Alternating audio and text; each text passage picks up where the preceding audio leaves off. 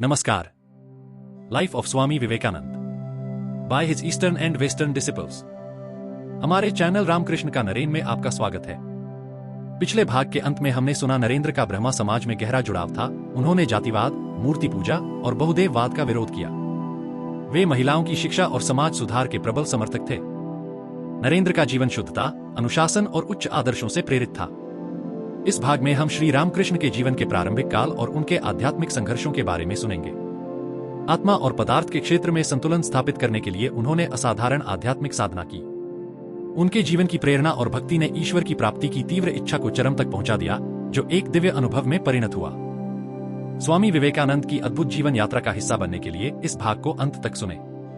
अगर आपको यह प्रयास अच्छा लगे तो कृपया लाइक, कमेंट और हमारे चैनल को सब्सक्राइब करें। नमस्कार।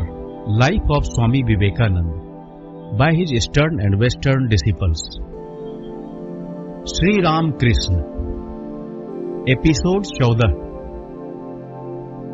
पिछले भाग के अंत में हमने सुना कि नरेंद्र का ब्रह्म समाज में गहरा जुड़ाव था।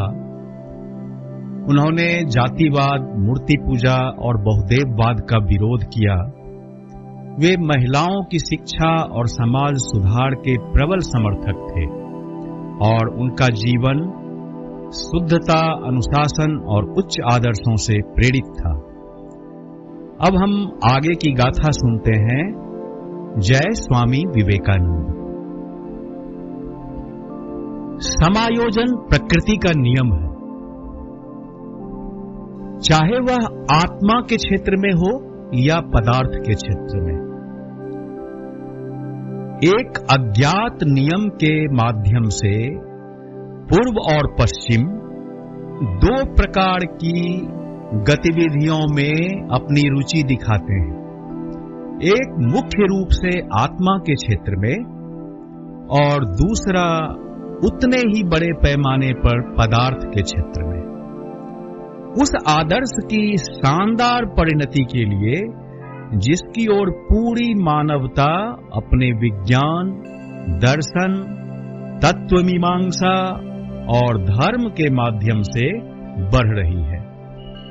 पश्चिम ने खुद को ज्यादातर भौतिक चीजों की प्रकृति के अनुसंधान और खोज के लिए समर्पित किया है, और वहीं पूर्व ने अनादिकाल से धर्म को अपनी प्रयोगस्थली बनाया ताकि आत्मा के क्षेत्र को नियंत्रित करने वाले नियमों को सीखा जा सके।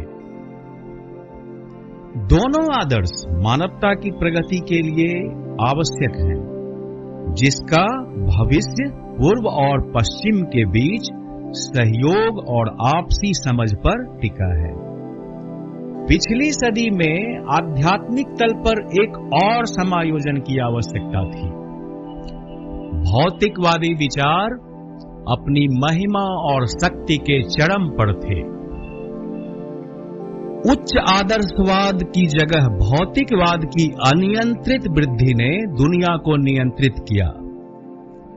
जब पश्चिम सांसारिक भोगों के पीछे भाग रहा था, तो पूर्व अपने सच्चे आदर्शों से गिर गया था। त्याग की भावना से रहित होकर वेदों का सनातन धर्म परस्पर विरोधी संप्रदायों में बट गया था। संसार को एक ऐसे अवतार की प्रतीक्षा थी जिसके मन में सभी सांसारिक कलमशों से शुद्ध होकर संसार की सभी धार्मिक प्रणालियों में निहित महान सत्य एक बार फिर से प्रकट होंगे। एक ऐसा अवतार जिसका जीवन सभी विरोधाभास को खत्म कर देगा और देश के विभिन्न राष्ट्रीय और सामाजिक आदर्शों को एक रूप कर देगा। इस प्रकार प्रेम और सहिष्णुता के बंधन द्वारा मानवता को एक ही भाईचारे में बांध देगा। विश्व इतिहास के इस मनोवैज्ञानिक क्षण में भगवान ने अपने वचन के अनुसार कि जब भी पुण्य का क्षय होता है और पाप प्रबल होता है तो वे स्वयं प्रकट होते हैं। श्री रामकृष्ण के रूप में उन्होंने एक अवतार लिया। एक ही व्यक्तित्व में बुद्ध और ईसा के अद्भुत प्रेम और करुणा के साथ शंकर की प्रखर बुद्धि को मिलाकर यह प्रदर्शित किया कि सच्चा धर्म क्या है। बुधवार 18 फरवरी 1836 को बंगाल के एक गांव कामारपुकुर में एक गरीब ब्राह्मण माता पिता के घर एक बालक का जन्म हुआ। पिता और माता दोनों को ही गांव के लोग जीवित संत मानते थे। बालक का नाम गदाधर रखा गया। वह गांव की सादगी में पला बढ़ा। गायें, खेत, सामान्य ग्रामीण जीवन, फिर भी बचपन से ही उसमें असाधारण गुण दिखाई देते थे। कहा जाता है कि देवताओं की स्तुति में धार्मिक गीत या धार्मिक विषयों पर चर्चा करने से वह भाव विभोर हो जाता था। जब पिता का निधन हो गया तो परिवार संकट में पड़ गया। सबसे बड़ा बेटा राम कुमार कलकत्ता आया और उसने एक स्कूल खोला। जल्द ही गदाधर अपने भाई के साथ वहां रहने लगा। यहां पहली बार श्री रामकृष्ण, क्योंकि गदाधर का यही नाम दुनिया में प्रसिद्ध हुआ, आधुनिक विचारों के संपर्क में आए। उनके भाई चाहते थे कि उन्हें उस समय के ब्राह्मण बालक की तरह शिक्षा मिले, लेकिन रामकृष्ण, जो पहले से ही यह महसूस करने लगे थे कि उनका जन्म एक निश्चित उद्देश्य के लिए हुआ है, उन्होंने खुद से पूछा, क्या मैं इस शिक्षा को प्राप्त करके धर्म परायणता, भक्ति और ईश्वरीय उत्साह प्राप्त कर सकता हूं? नहीं। उनके मन ने जोरदार उत्तर दिया, क्या यह मुझे मेरे पिता की तरह ईश्वर भक्त और ईमानदार बनने में मदद करेगा? नहीं। उनकी जन्मजात धार्मिक प्रवृत्ति ने अंदर से आवाज दी, क्या मैं इस शिक्षा के माध्यम से ईश्वर को प्राप्त करने और भौतिक दुनिया की चकाचौंध से बचने में सक्षम हो पाऊंगा? फिर उनके दिल ने नहीं में जवाब दिया। तो फिर मैं इस शिक्षा का क्या करूं जो मुझे ईश्वर को प्राप्त करने या दुनिया के दुखों को दूर करने में मदद नहीं करेगी? मैं अपने पोषित आदर्शों को त्यागने के बजाय जीवन भर अज्ञानी रहना पसंद करूंगा और ईश्वर के मार्ग का अनुसरण करता रहूंगा। यही उनके मन का निष्कर्ष था। अपने भाई के समझाने पर उसने जोरदार ढंग से उत्तर दिया, भाई, मैं केवल रोटी कमाने वाली शिक्षा का क्या करूंगा? मैं वह ज्ञान चाहता हूं जो मेरे दिल को प्रकाश से भर दे, जिसे पाकर मैं हमेशा के लिए संतुष्ट हो जाऊं। लगभग इसी समय कलकत्ता से लगभग 4 मील उत्तर में गंगा के पूर्वी तट पर दक्षिणेश्वर में काली मंदिर की स्थापना रानी रासमणी ने की, जो बहुत धनी और प्रभावशाली धर्मपरायण महिला थी। उनके दामाद मथुरानाथ विश्वास उनकी जागीर के मैनेजर थे। राम कुमार को मंदिर में पुजारी बनने के लिए आमंत्रित किया गया। उन्होंने स्वीकार कर लिया और इस तरह अपने भाई रामकृष्ण के साथ दक्षिणेश्वर में रहने लगे। समय के साथ रामकृष्ण को काली मंदिर में पुजारी नियुक्त कर दिया गया। पवित्र गंगा की निकटता, व्यस्त महानगर की हलचल के विपरीत मंदिर परिसर की शांति और एकांतता और सबसे बढ़कर ब्रह्मांड की दिव्य मां काली की जीवंत उपस्थिति ने रामकृष्ण के मन में ईश्वर प्राप्ति की तीव्र इच्छा भर दी। उनमें एक बड़ा परिवर्तन आया। लड़का भक्त बन गया, भक्त तपस्वी बन गया, तपस्वी संत बन गया, संत आत्म साक्षात्कार प्राप्त व्यक्ति बन गया। पैगंबर प्रायः ईश्वर प्रकृति में लीन हो जाते थे और यह सब 12 वर्षों में हुआ। रामकृष्ण की आत्म साक्षात्कार की उत्कट अभिलाषा, सांसारिक भोगों का पूर्ण त्याग, उनकी ईमानदारी, उनकी एक निष्ठ भक्ति और आत्मा की उन्मत्तता का अंदाजा लगाना असंभव है, जो उनके आध्यात्मिक जीवन के प्रारंभिक काल की विशेषता थी। वे शास्त्रों और धार्मिक प्रथाओं की पेचीदगियों से अनभिज्ञ थे। इस अवस्था में उन्हें आध्यात्मिक मार्गदर्शकों से नहीं के बराबर सहायता मिली। उनमें केवल अपनी मां को देखने की बालक जैसी तीव्र उत्कंठा और सांसारिक भोगों के प्रति तीव्र वैराग्य था। उनका दिन पूजा, प्रार्थना और गीत में व्यतीत होता था। प्रातः और संध्या के धुंधलके में वे देवी मां के चिंतन में लीन होकर गंगा के तट पर टहलते थे। रातें ध्यान में व्यतीत करते थे।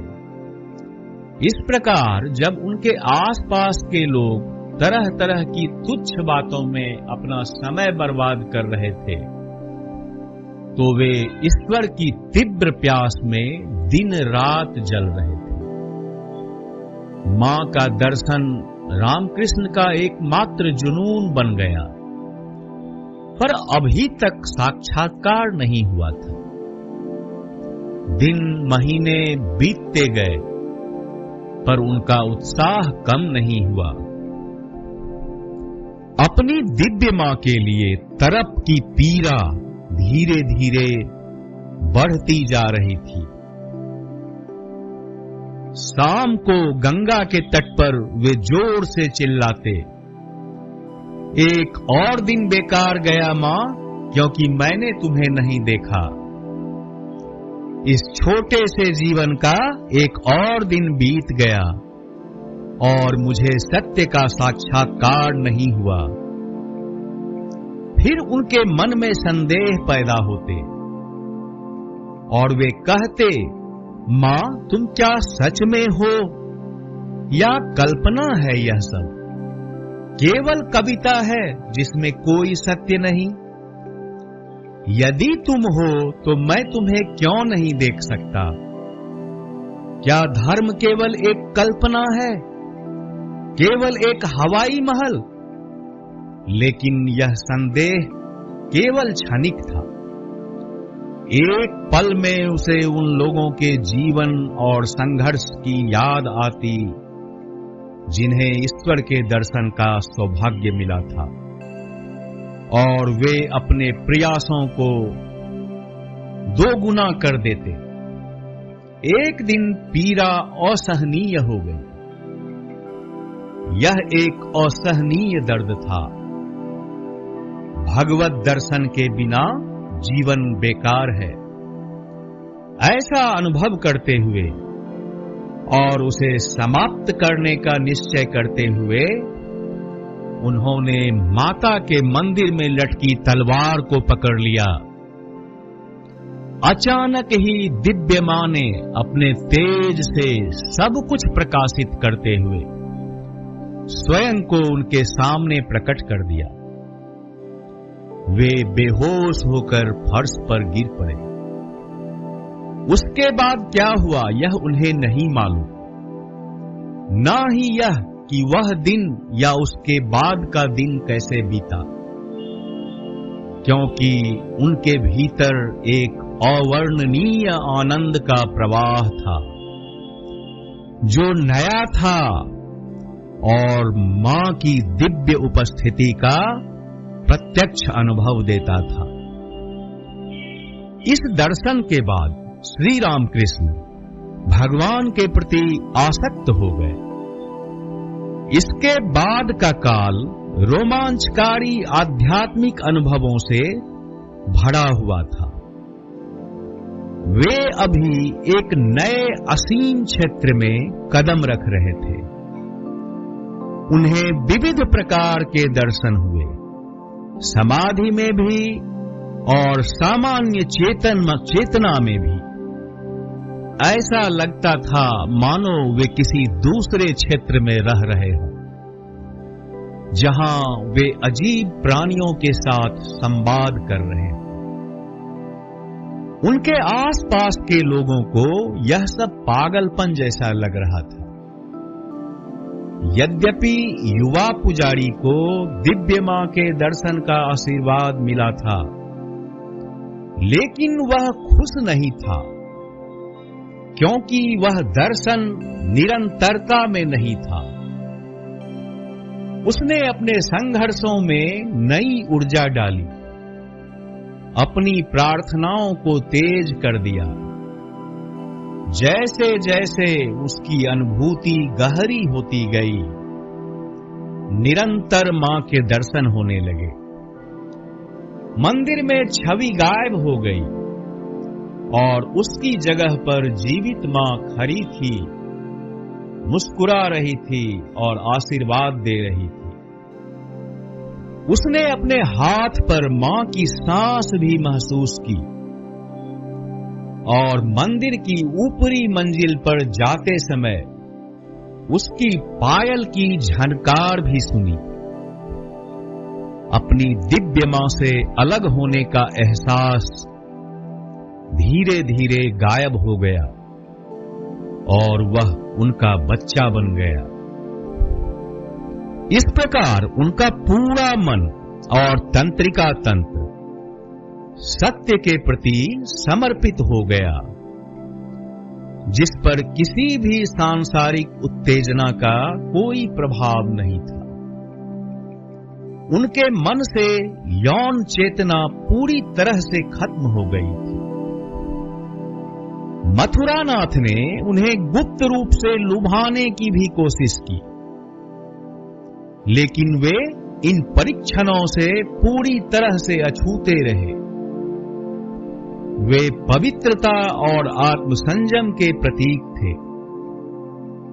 उन्होंने स्वयं कहा कि अपने पूरे जीवन में उन्होंने सपने में भी देवी मां के प्रत्यक्ष रूप के अलावा किसी अन्य महिला को नहीं देखा। मां के प्रथम दर्शन से पहले गहन साधना और तपस्या का तनाव इतना अधिक था कि कुछ समय के लिए उनका शरीर बीमारियों से ग्रसित हो गया। वे अपनी मां के अनुरोध पर कामारपुकुर वापस चले गए और वहां उनके रिश्तेदारों ने उनके स्वास्थ्य के कारण चिंतित होकर और उनका ध्यान सांसारिक मामलों से हटाने के लिए एक पड़ोसी गांव की युवा लड़की से विवाह तय कर दिया। उन्होंने इसे देवी मां की इच्छा के रूप में देखते हुए तुरंत प्रस्ताव पर सहमति व्यक्त की। कामारपुकुर में इस प्रवास ने उन्हें बहुत लाभ पहुंचाया। जल्द ही वे दक्षिणेश्वर लौट आए और माता, पत्नी तथा संबंधियों को भूलकर पुनः अपने तूफानी संघर्ष में लग गए। अन्य आध्यात्मिक मार्गों से सत्य की खोज में दिन, सप्ताह, महीने बीत गए। इसी समय दक्षिणेश्वर में एक भिक्षुणी आई जो भक्ति मार्ग में निपुण थी तथा तांत्रिक साधना, शास्त्रों के अनुसार तंत्र के आध्यात्मिक अभ्यास को तांत्रिक साधना कहते हैं। वह महिला तांत्रिक साधना में भी पारंगत थी। उन्होंने देखा कि रामकृष्ण जिस अवस्था में थे उसे शास्त्रों में महाभाव कहा गया है तथा उनके अनुभव ईश्वर के प्रति उनके अत्यंत प्रेम का परिणाम। धन्य है वह व्यक्ति जिसने ये अनुभव किया। उन्हें विश्वास हो गया कि समाधि की अवस्था में उन्होंने आध्यात्मिक अनुभूति की चरम ऊंचाइयों को छू लिया है। वह महिला इस निष्कर्ष पर पहुंची कि रामकृष्ण ईश्वर के अवतार थे तथा उन्होंने पंडितों की एक सभा के समक्ष शास्त्रों को प्रमाण मानकर इसकी पुष्टि की। रामकृष्ण ने उन्हें अपना गुरु स्वीकार किया और उनके मार्गदर्शन में भक्ति और तांत्रिक साधना पद्धतियों का अभ्यास किया, जिसमें उन्होंने बहुत ही कम समय में सिद्धि प्राप्त कर ली। बाद में दक्षिणेश्वर में एक वैष्णव संत, एक भ्रमणशील साधु और राम के भक्त आए। राम लला या बाल राम उनके पसंदीदा देवता थे और उन्हें पहले से ही उनके दर्शन हो चुके थे। वे अपने साथ रामलला की एक धातु की मूर्ति रखते थे जिसे उन्होंने रामकृष्ण को दिखाया, लेकिन रामकृष्ण ने उसमें जीवित राम को देखा और जल्द ही उसके साथ एक प्रेम पूर्ण संबंध स्थापित कर लिया। उन्होंने रामलला को उतनी ही स्पष्टता से देखा जितना उन्होंने किसी और को देखा था, कभी नाचते हुए, कभी कूदते हुए या कभी गोद में लेने पर जोर देते हुए। बाद में रामकृष्ण से इतना लगाव हो गया कि उन्होंने साधु के साथ जाने से इनकार कर दिया और अंततः उसको छोड़कर उनके दल के लोगों को जाना पड़ा, क्योंकि वह रामकृष्ण की संगति में अत्यंत खुश था। श्री रामकृष्ण ने इसके बाद वैष्णव साधना का सर्वोच्च रूप मधुर भाव, यानी एक महिला का अपने प्रेमी के प्रति तीव्र प्रेम को अपनाया। सभी वैष्णव साधनाएं प्रेम पर केंद्रित हैं।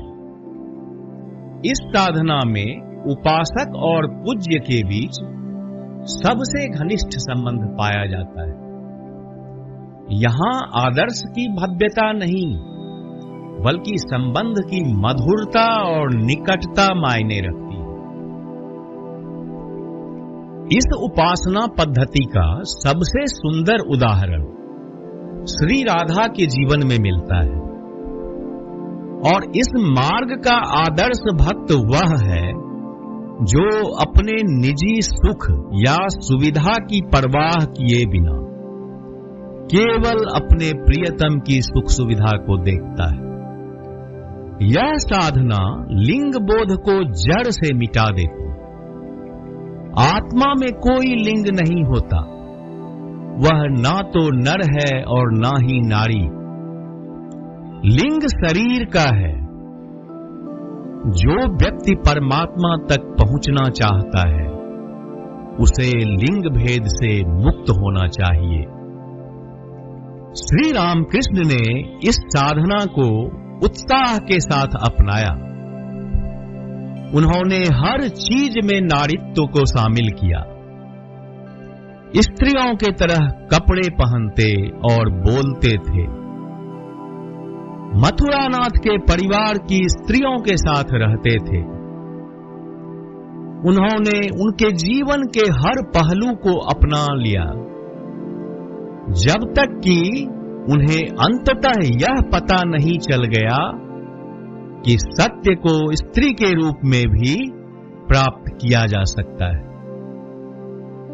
लगभग इसी समय तोतापुरी, एक अद्भुत वेदांतिक अनुभूति वाले सन्यासी, दक्षिणेश्वर आए।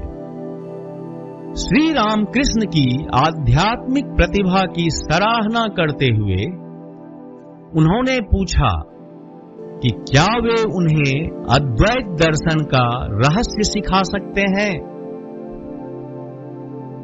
उनके मार्गदर्शन में रामकृष्ण ने निर्विकल्प समाधि प्राप्त की। वह अवस्था जिसमें आत्मा ब्रह्म परम सत्य के साथ अपनी पहचान का एहसास करती है। श्री रामकृष्ण ने बाद में कहा, मैं 6 महीने तक उस अवस्था में था जहां से सामान्य मनुष्य कभी वापस नहीं आते।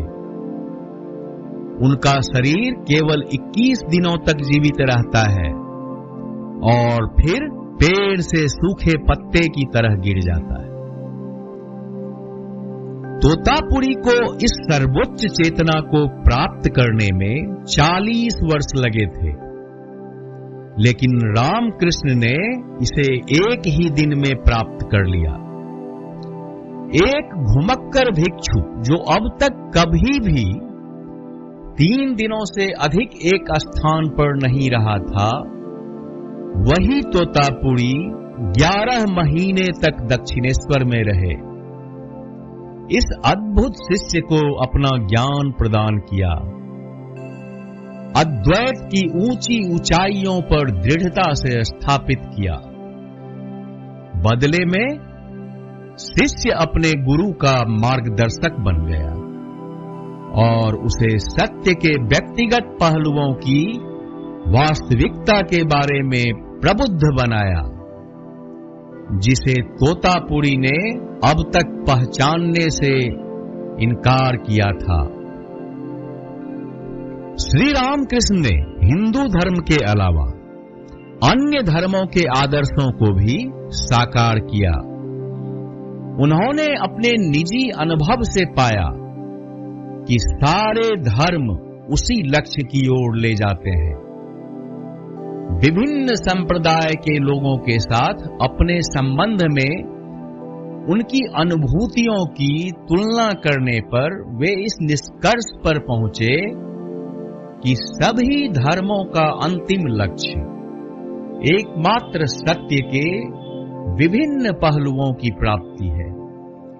इस बीच श्री रामकृष्ण के पागल होने की अजीब कहानियां उनके पैतृक गांव में फैल चुकी थी। उनकी पत्नी शारदामणि देवी ने स्वयं सत्य जानने का संकल्प लिया, इसीलिए वे चल पड़ी और दक्षिणेश्वर पहुंची, जहां उनके पति ने उनका बहुत गर्मजोशी से स्वागत किया। उन्होंने 3-4 दिनों तक अपने कमरे में ठहराया और फिर उन्हें पास के संगीत कक्ष में अपनी मां के साथ रहने की व्यवस्था की। जब शारदामणि ने देखा कि उनके पति का हृदय प्रेम से भरा हुआ है, तो चिंता जो अफवाहों के कारण हुई थी वो मन से दूर हो गई। जब भी अवसर मिलता, श्री रामकृष्ण शारदामणि को गृह व्यवस्था से लेकर ब्रह्म ज्ञान तक की अनेक बातें सिखाते थे। एक बार उन्होंने उससे कहा, जैसे चांद सभी बच्चों का मामा है, वैसे ही भगवान भी सबके अपने हैं। जो कोई भी उन्हें पुकारेगा उसे उनके दर्शन होंगे। यदि तुम उन्हें पुकारोगी तो तुम भी उनके दर्शन करोगे। एक अन्य अवसर पर उन्होंने शारदा मणि की परीक्षा लेने के इरादे से पूछा, क्या तुम मुझे संसार में घसीटने आई हो? शारदा मणि, जो एक शुद्ध और महान आत्मा थी, तुरंत समझ गई और बिना किसी हिचकिचाहट के उत्तर दिया, नहीं, मैं तुम्हें संसार में क्यों घसीटूं? मैं यहां तुम्हारे आध्यात्मिक मार्ग पर तुम्हारी सहायता करने आई हूं। इसी दौरान एक दिन शारदा मणि ने रामकृष्ण के पैर दबाते हुए उनसे पूछा, तुम मुझे कैसे देखते हो? रामकृष्ण ने उत्तर दिया, जो मां मंदिर में है, जिस मां ने इस शरीर को जन्म दिया और अब संगीत कक्ष में रहती है, वही मां अब मेरे पैरों की मालिश कर रही है। सचमुच मैं तुम्हें हमेशा दिव्य मां के रूप में देखता हूं। एक अन्य अवसर पर शारदा मणि को अपने पास सोया हुआ देखकर रामकृष्ण ने अपने मन से कहा, हे मन, यह एक स्त्री शरीर है। लोग इसे बहुत आनंद की वस्तु, मूल्यवान वस्तु मानते हैं और इसका आनंद लेने के लिए मर जाते हैं। लेकिन जो इस आनंद के पीछे जाता है, उसे शरीर तक ही सीमित रहना पड़ता है और वह ईश्वर को नहीं पा सकता, जो आनंद का मूल स्वरूप है। मन भीतर एक विचार और बाहर विपरीत विचार नहीं रखना चाहिए। सच में देखना चाहिए कि ईश्वर को पाना है या कुछ और। रामकृष्ण ने कहा, अगर तुम इसे चाहते हो तो यह तुम्हारे सामने है, इसे ले लो। जैसे ही उन्होंने शारदा मणि के व्यक्तित्व को छूने का विचार मन में लाया, उनका मन पीछे हट गया। जय स्वामी विवेकानंद।